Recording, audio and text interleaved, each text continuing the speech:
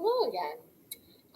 We are on the other side of page 2, and now I want to talk about how to find factors if you don't know what the factors of a number are.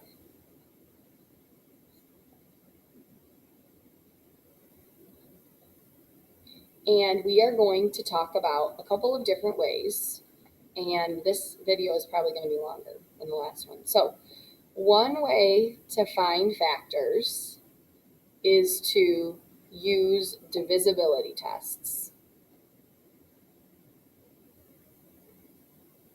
So it makes sense that if we can multiply numbers together to make a product, then we can take that product and we can divide it by its factors and we'll get whole numbers. So for an example, if I take 10, I can divide 10 by 1 and I'll get 10. Or I can do 10 divided by 10 and get 1.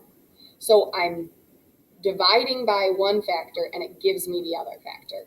10 divided by 5 is 2. 10 divided by 2 is 5.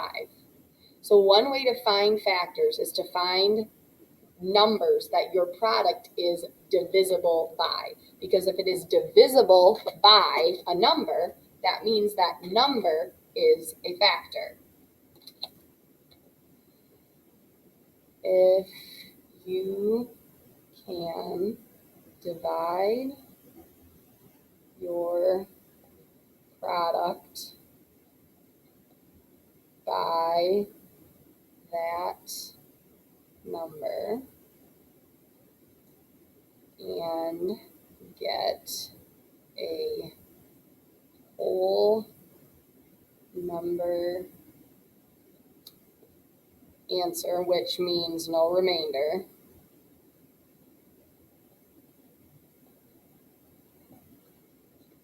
the number is a factor of your product.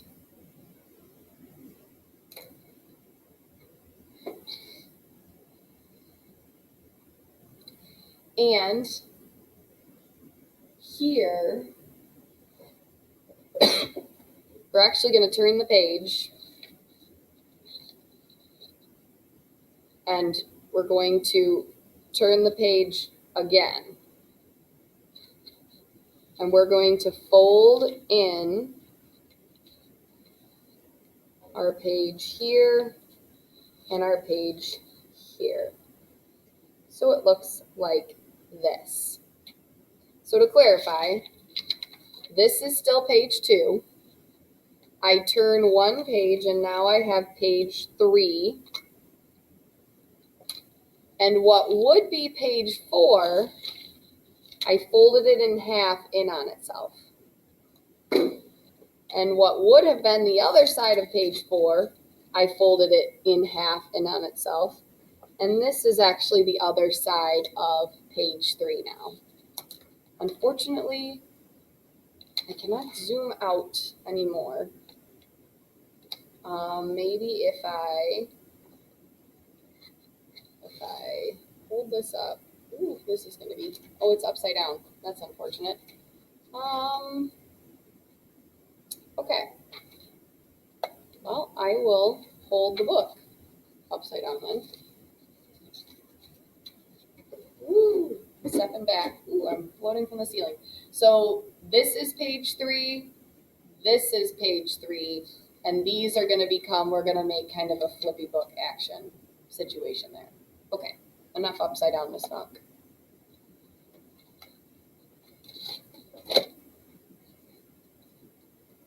So at this point, you are going to take your glue stick and you are going to glue down the backs of the folded pages. So we have this folded page. I go to the back and I apply some glue. Woohoo! And I stick that down. So I can still open the flap. It's just that this is now attached to this. Okay, and I'm going to do the same thing over here. So not any of this part. Flip over to the back. This part is getting the glue.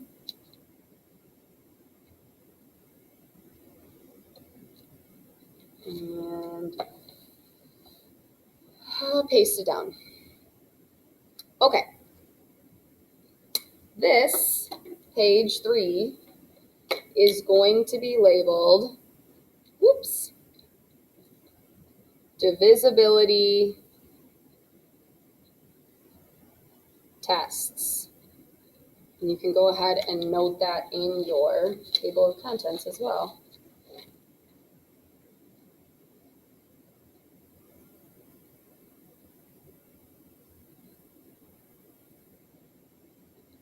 Okay. All right, in your divisibility tests, we are going to do divisibility tests for, I think it's 8 numbers. So take a pen or a pencil or whatever and divide each of these into 4 sections. And then you're going to take scissors and you're going to cut along those lines just in the top layer. So this part you didn't glue down, you had your flaps now, or one big flap, and now you're making individual flaps. And the lines on the paper give you a really good guide, so that's a helpful tool.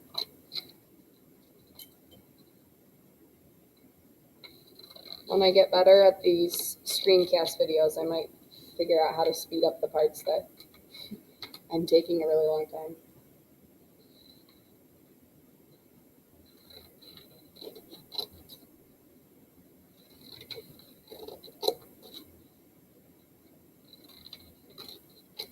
All right, so I now have 8 individual flaps, which is perfect because on each of these, I'm going to write how I know if a number is divisible by that number. So if I start right here, if a number is divisible by 2, so that's what I'm writing on the top of the flap. Actually, we'll just label all of these right now. So we have 2, 3, 4,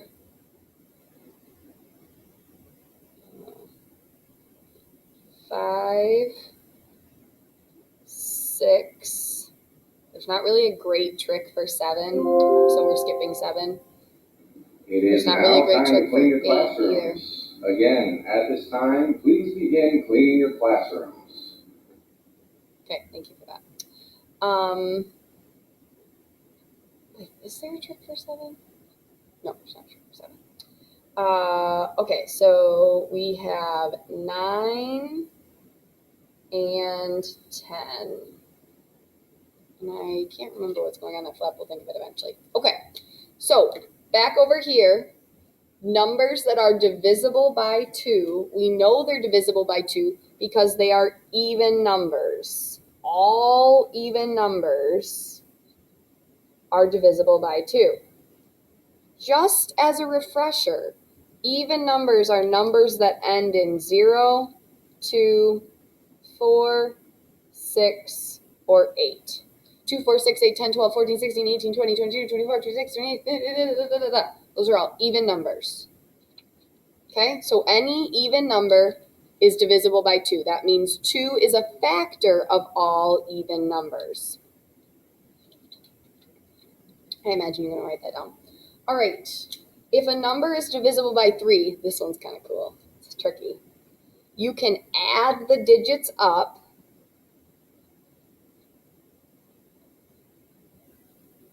So let's say the number 123. So 1 plus 2 plus 3. Would Daddy Bucola and Jordan Spear Heights come to the office? Equals 6. Okay.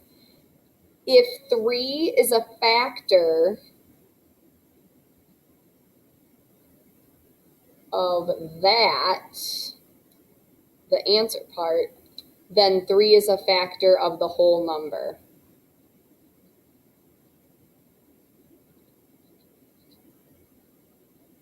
So in other words, if the sum of the digits is divisible by 3, then that number is divisible by 3. If 3 is a factor of what you get when you add up the numbers, then 3 is a factor of that number. Isn't that cool? I don't know why it works, but it does. All right, so that's a number divisible by 3. A number is divisible by 4 if it is an even number. It has to be an even number.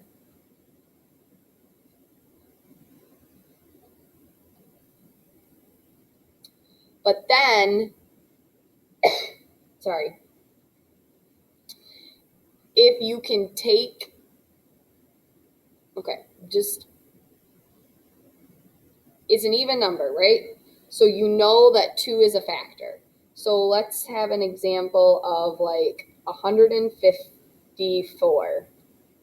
Okay, 154 divided by 2, I know 2 is a factor because it's even, so all even numbers have 2 as a factor, is 72. That doesn't seem right. 82 doesn't seem right. It has to be 72. That'd be 144. 77. I feel better about that. Okay? If this number is even, that would mean that 4 is a factor of whatever the big number, of whatever this is. I realize this one gets a little messy, so don't worry so much about that. 2 and 3 are big ones. 4 is just if you're understanding what I'm saying, it's nice to know. In this case, it's odd, so it is not a factor. Because 77 is odd. It does not end in 2, 4, 6, 8, or 0.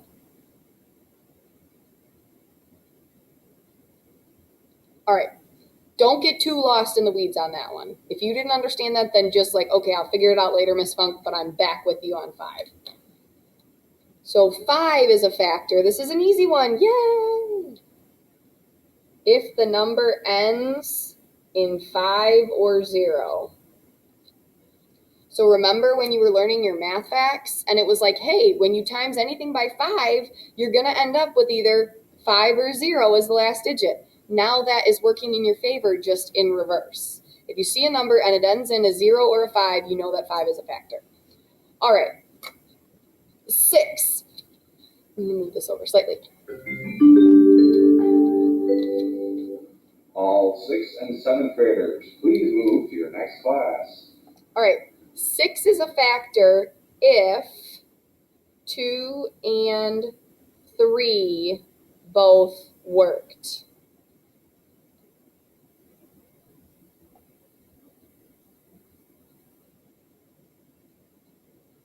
So if 2 and 3 both worked, then 6 is a factor. So like the number 123, it worked for 3, but it wouldn't work for 2 because it's not even, so 6 is not a factor. But like 300 is an even number, and 3 plus 0 is 3. 3 is divisible by 3. So 2 and 3 both work, so now I know that 6 is also a factor of 300. I should write that.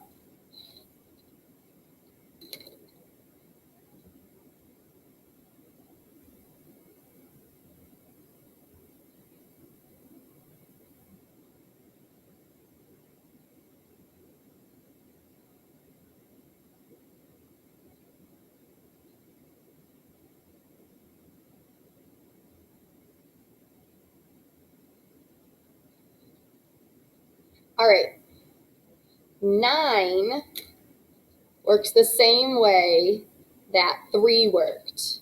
If you add up the numbers,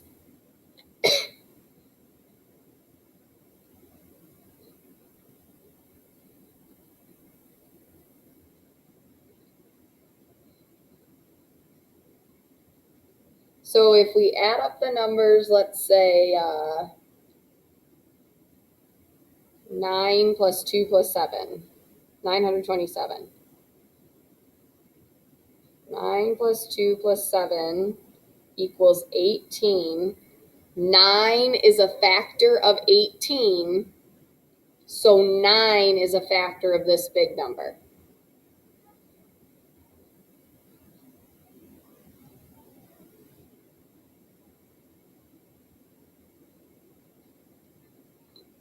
All right, last one, 10 is easy. 10 is super easy. Anything that ends in 0.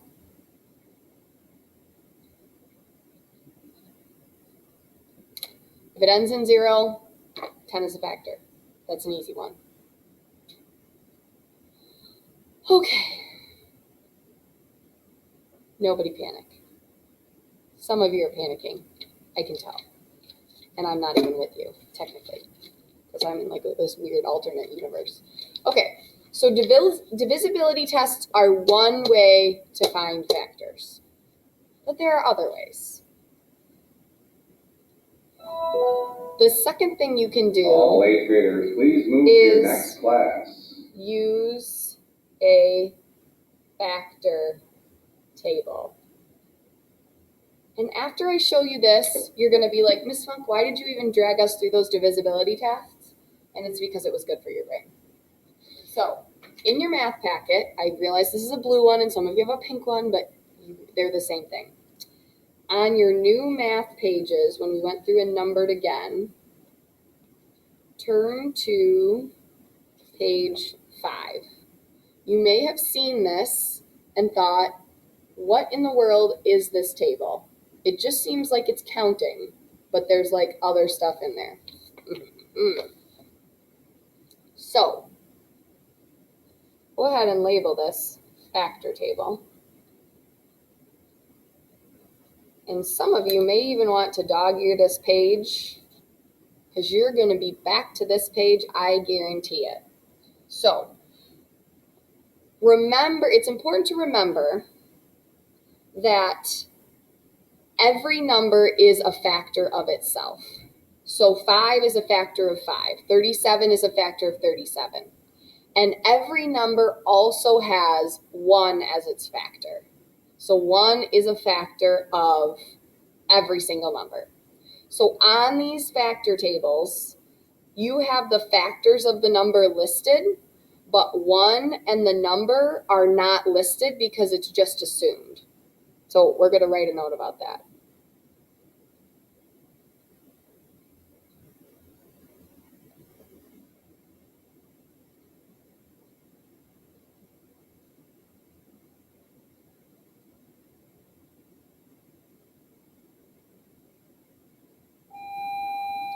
So if we take, for example, 10, which we already talked about in our last video, I said that the factors of 10 are 1, 2, 5, and 10.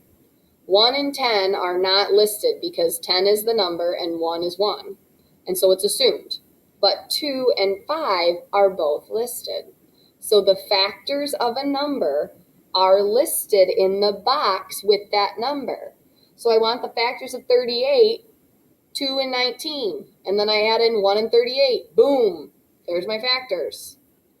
Factors of 35. I have 1 and 35, which aren't listed, but then the only other factors are 5 times 7. Now, this is the other great thing about these factor tables, is that the numbers that are directly on top of each other are multiplied together to make the number. So not only do I know that the factors of 12 are 2, 3, 4, 6, and 1 and 12, I also know that 2 times 6 will give me 12, and 3 times 4 will give me 12. So this is an exceptional tool. The downside of it is it stops at 100.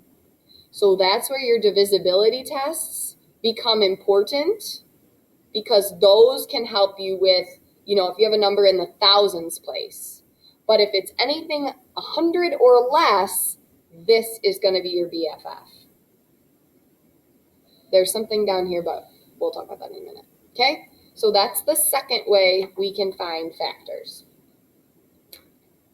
I'm going to make a note. That's page 5 in your packet. And we will glue that in after we're done. We'll glue it in later, not right now. All right. The third thing we can do is we can use a multiplication table.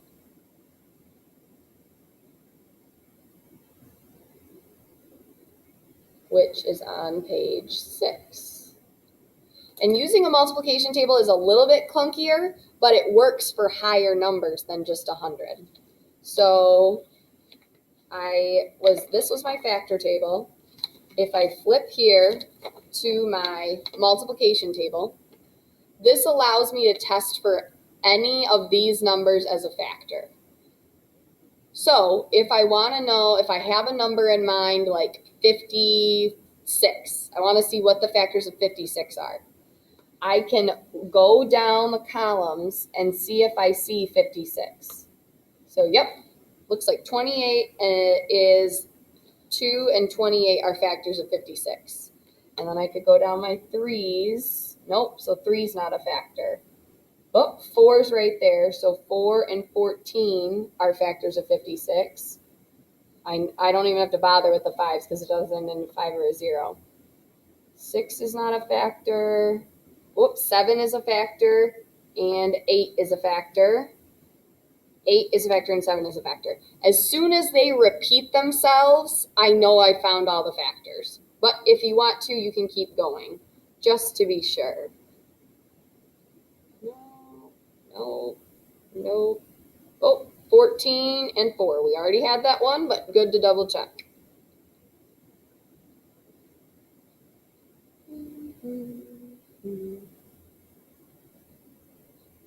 Nope, and we're good.